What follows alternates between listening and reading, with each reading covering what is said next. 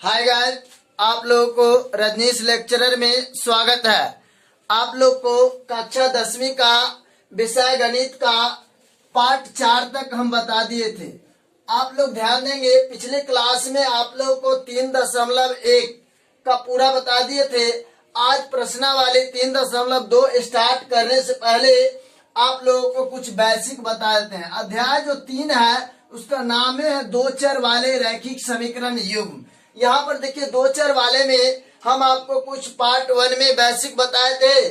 उसमें बताए थे कि दो चर वाले रैखिक समीकरण के बारे में कुछ 4 या 5 विधि बताए से, सामान्यतः 3 विधि से ही बताया जाता है, लेकिन उसके लिए कंडीशन कुछ बेसिक जान लेते हैं। यहाँ क्या कर रहा है, दो चर वाले रैखिक समीकरण युग्म a1 x plus b1 y plus c1 0 एवं a2 x plus b2 y plus c2 बराबर 0 के रूप में हो तो इस टाइप को होना। तो यहाँ पर देख लीजिए a1 b1 c1 a2 b2 c2, यहाँ पर ये सब वास्तविक संख्या है। इसके लिए जो हम विधि बताए थे, ब्रज गुणन विधि के लिए आपको ये फार्मूला का x का मान, पहला चर कहने का अर्थ कि x का मान ज्ञात करने के लिए ये फार्मूला का यूज करेंगे।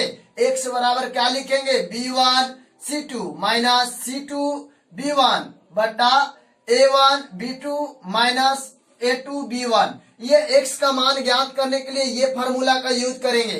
दूसरा चर देख लीजिए, y का मान ज्ञात करना होगा तो क्या करेंगे, c1 a2 minus c2 a1 बटा a1 b2 minus a2 b1। ये तो हो गया। आपको ब्रजगुणन विधि से ज्ञात करने के लिए इस फार्मूला का प्रयोग करेंगे। आपने पिछले क्लास अर्थात प्रश्नावली 3.1 में पढ़े थे कि रेखाएं, ग्राफ बना के आपको पता चला था, ग्राफ से पता चला था कि रेखा प्रतिच्छेद है या समानुपाती है या समांतर है। अब अगला लेसन में आपको बिना ग्राफ बनाए हुए ही आपको पता चल जाएगा कि रेखा समपाती है, समांतर है या प्रतिच्छेदी है। कैसे हम जानेंगे, उसके लिए कुछ हम यहाँ पे बना दिए हैं। यहाँ पर देखिए, ये नोट में लिख लीजिए, या आप यहाँ पर एक डायग्राम हम बता रहे हैं, इसको समझिए अच्छी तरह से। पहला जो डायग्राम है सीरियल नंबर में देखिए 1 में अनुपातों की तुलना, या तो आप अनुपात की तुलना करके बता सकते हैं कि रेखाएं प्रतिच्छेद करती है या संपाती करती है या समांतर है। ग्राफीय निरूपण भी बता सकते हैं, बीज गणितीय निरूपण बता सकते हैं, युग्म के बारे में भी बता सकते हैं। पहला कंडीशन देख लीजिए आप कि अगर अनुपात की तुलना में यहाँ पर देखिए, क्योंकि दो चर वाले हैं, a1 a2 not equal to b1 b2 रहे तो वह ग्राफीय निरूपण क्या कहलाएगा, रेखाएं प्रतिच्छेद करती है, उसे प्रतिच्छेदी रेखा कहेंगे।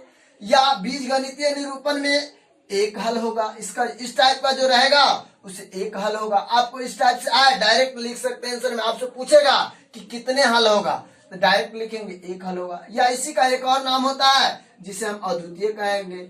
आपको पूछेगा कि युग्म क्या है इसका, तो इस टाइप का रहेगा तो युग्म में बोलेंगे कि संगत है। क्या है, संगत है। दूसरा देखिए, a1 a2 बराबर b1 b2 बराबर c1 c2, इसको क्या कहेंगे, संपाती है, रेखाएं संपाती है, इसको ग्राफीय निरूपण में बोलेंगे। उसके बाद बीज गणितीय निरूपण में क्या कहेंगे, देखिए अपरिमित रूप से अनेक हल होगा।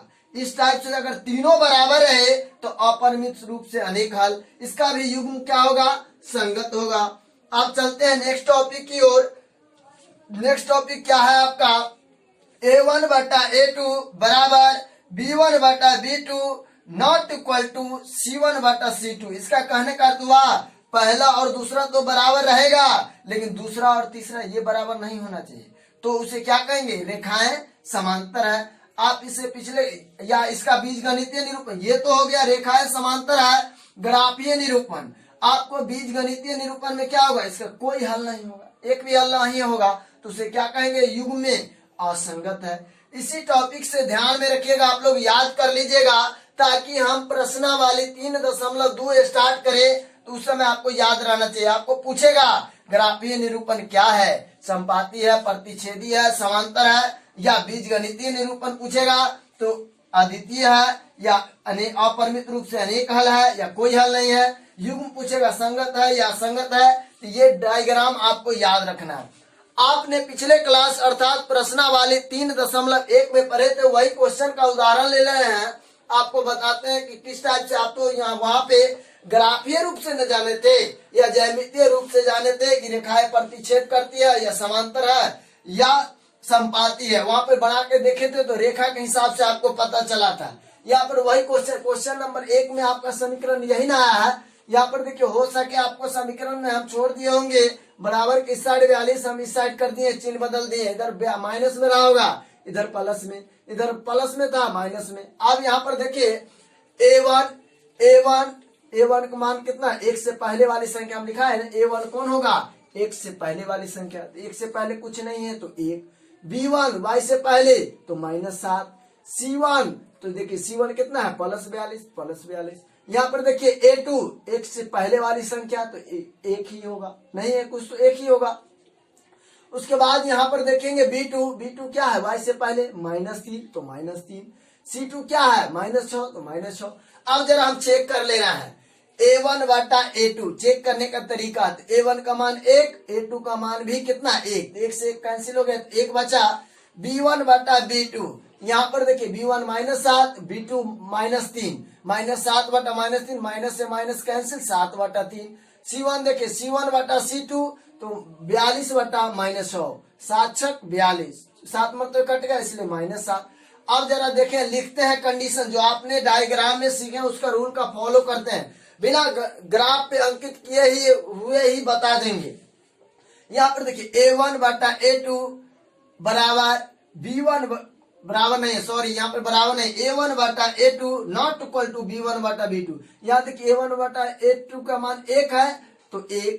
उसके बाद देखिए यहाँ पर क्या है, b1 बटा b2 का मान कितना 7 बटा 3, ये दोनों बराबर नहीं ना है, इसलिए नॉट इक्वल टू। जब बराबर पहला और दूसरा बराबर नहीं रहता, यहाँ देखिए रूल बराबर नहीं रहता है तो ग्राफीय निरूपण अगर आपसे पूछा जाए तो कहिएगा कि रेखाएं प्रतिच्छेद करती है। बीज गणितीय निरूपण पूछा जाए तो एक हल होगा, या आपको दूसरा भाषा में अद्वितीय होगा। युग्म पूछा जाए तो संगत होगा। ये तो कंडीशन यहाँ तक जाननी है। आपको पता है कि प्रश्नावली 3.1 में तीनों क्वेश्चन 3 टाइप से था, इसी टाइप पर था। यहाँ पे देखिए दूसरा नंबर ये ना, दूसरा समीकरण आपको बना था बीज गणितीय रूप में, ये था 3x + 6y - 3900।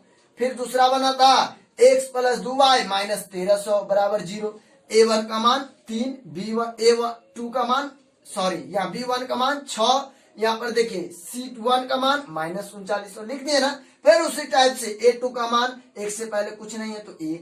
यहाँ देखिए यहाँ पर b2 होगा, यहाँ b2 का मान y से पहले 2 है तो 2 लिखनी है। c2 का मान कितना है -1300, तो यहाँ पर कितना -1300।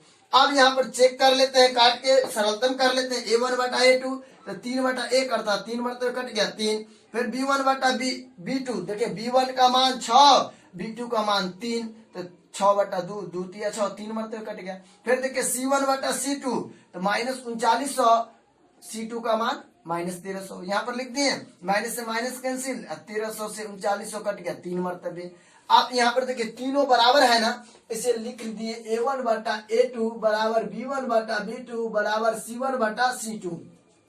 तीनों जब बराबर होगा तो इस रूल का फॉलो करे, इस रूल का नियम का पालन करेगा। तो आपसे अगर इस टाइप के रहे, पूछेगा कि इसका ग्राफीय निरूपण क्या होगा, तो उस समय आपको लिखना होगा कि रेखाएं संपाती है। आपसे पूछेगा बीज गणितीय रूप क्या है, अपरिमित रूप से अनेक हल होगा। या युग्म के बारे में पूछेगा तो संगत होगा। तो यहाँ तक तो आपको डाउट क्लियर ही हो गया होगा। आप देखिए नेक्स्ट तीसरा नंबर जो आप पढ़े थे जस्ट इससे पिछले वाले पार्ट में, ये देखिए तीसरा जो समीकरण बना था यही ना बना था 2x + y - 160 बराबर 0। दूसरा बना था 2x + y - 150 बराबर 0। a1 का मान देखिए 1 से पहले 2 है तो 2, b1 का मान y से पहले कुछ नहीं है तो 1 लिख दिए। c1 का मान कितना है -160 तो -160।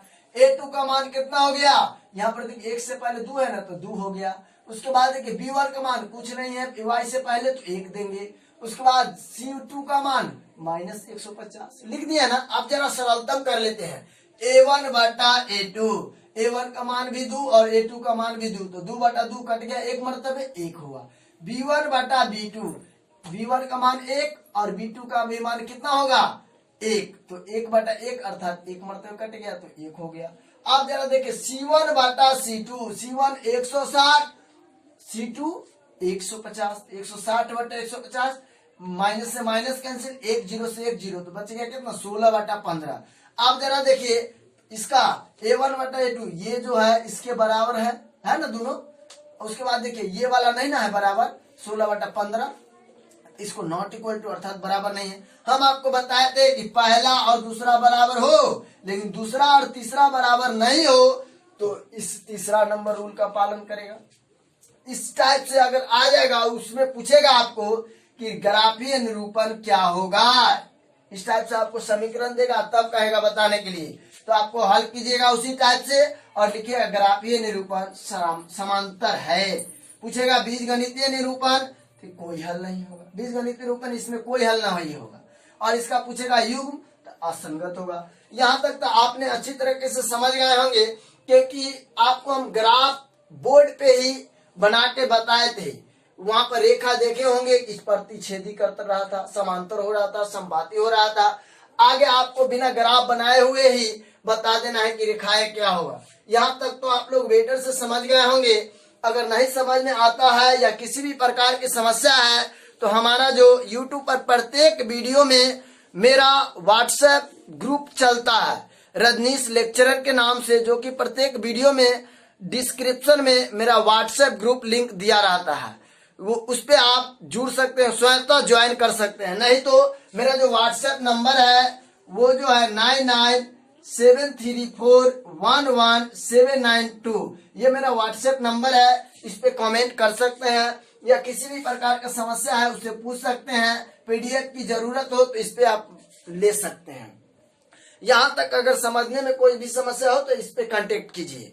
और एक बात और बताएंगे, प्रत्येक वीडियो में मेरा व्हाट्सएप ग्रुप लिंक जरूर दिया हुआ रहता है।